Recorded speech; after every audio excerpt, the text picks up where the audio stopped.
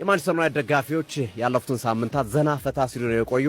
አንድም በራሳቸው ቡድን ባይጫወትም ግን በሌሎች ቡድን ጨዋታ ውጤቶች የራሳቸው ቡድን እየተጠቀመ መገኘቱ፣ ሌላው ደግሞ የተቃራኒ ቡድን ተጫዋቾች የተቃራኒ ቡድን እንቅስቃሴዎች እየደከመ መምጣቱ ነው። ለምሳሌ አስቶን ቪላ ነጥብ ጥሎላቸዋል ሳይጫወቱ፣ ቼልሲ ተሸንፎላቸዋል። ስለዚህ ማንቸስተር ዩናይትድ ዛሬ ካሸነፈ የቶፕ 4 ጉዳዩን ያጠናቅቃል። የቶፕ 5 ጉዳዩ ማለት ነው። ከቶፕ 5 ድረስ በእንግሊዝ ፕሪሚየር ሊግ በአውሮፓ ሻምፒዮንስ ሊግ ስለሚሳተፉ፣ ሌላኛው በተለይ በኢትዮጵያውያን የማንቸስተር ዩናይትድ ደጋፊዎች ዘንድ ቀንደኛ ተፎካካሪያቸው አርሰናል ደጋፊዎች ናቸው።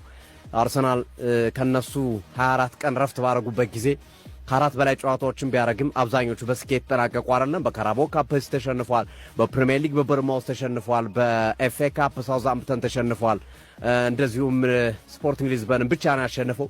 እናም የአርሰናል ያለፉት 24 ቀናቶች ቆይታዎች አስረሳች አልነበሩም።